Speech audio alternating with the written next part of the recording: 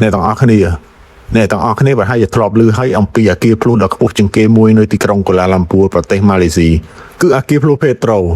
អាគារនេះគឺធ្លាប់ជាអតីតអាគារខ្ពស់ជាងគេបំផុតមួយនៅអាស៊ីប៉ុន្តែបងប្អូនដឹងទេថា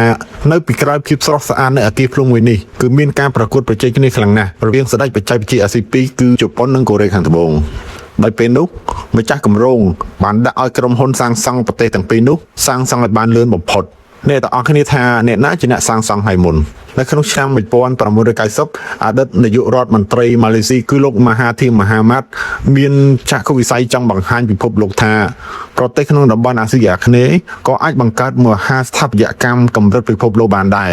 ហើយគាត់ក៏បានសម្រេចចិត្តសាងសង់អគារភ្លុងកម្ពស់452ម៉ែត្រប៉ុន្តែដើម្បីកាត់បន្ថយហានិភ័យនិងពន្លឿនការសាងសង់ឲ្យបានលឿនបំផុតនោះរដ្ឋាភិបាលម៉ាឡេស៊ីបានប្រៀបធៀបនិងបែងចែកការសាងសង់ជាពីរដោយអគារទី1គឺជាអគារ Tower 1ប្រកល់ជូនក្រុមហ៊ុនសម្ព័ន្ធ Hazabara Corporation របស់ប្រទេសជប៉ុនហើយអគារទី2គឺអគារ Tower 2បានប្រកល់ជូនក្រុមហ៊ុន Samsung C&T របស់ប្រទេសកូរ៉េខាងត្បូង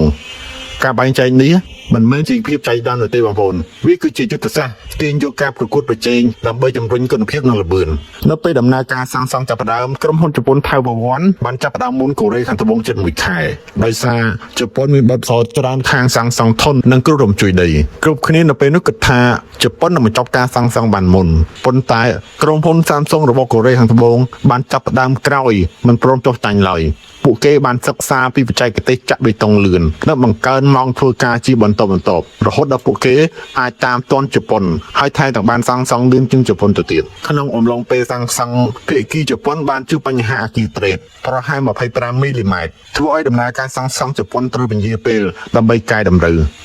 ឯភាគីកូរ៉េខាងត្បូងវិញក៏ត្រូវបានប្រឈមមុខនឹងសម្ពាធក្នុងការបំពាក់ស្ពានអាកាសតភ្ជាប់អគារដែលភ្ជាប់អគារទាំងពីរនៅជាន់ទី41និង42ចុងក្រោយដោយសារការប្រឹងប្រែងខ្លាំងក្រុមហ៊ុនកូរ៉េខាងត្បូង Samsung C&T គឺជាអ្នកបញ្ចប់ការសាងសង់ក្រុងឆ្អឹងអគារទី2បានមុនហើយថែមទាំងបំពាក់ស្ពានអាកាសតភ្ជាប់អគារបានដោយជោគជ័យមុនពេលដែលជប៉ុននឹងបញ្ចប់អគារទី1ទៅទៀត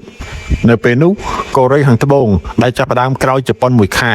ក៏បានបំបែកកំណត់ត្រាតាមទាន់និងសាងសង់ឲ្យមុននេះដោយសារតែការរៀបចំផែនការច្បាស់លាស់និងការប្រឹងប្រែងឥតឈប់ឈរ